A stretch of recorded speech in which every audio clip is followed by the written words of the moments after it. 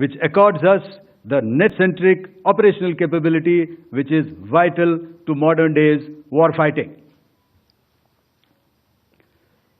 While much has been said and written about the newer systems, I would like to place on record the performance and efficacy demonstrated by even the older battle-proven AD systems like the Pechora, the Osa AK and the LLAD guns in countering the Pakistani threat vectors in the current operations. They were all modern generations, but these battle-proven systems stood the test of time and took them on head-on.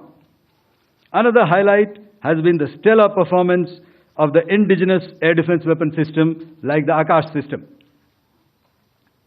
Here, ladies and gentlemen, I would like to mention that putting together an operationalization of this potent AD environment has been possible over the last decade due to unwavering budgetary and policy support provided by the Government of India in acquiring state-of-the-art equipment and weapon systems.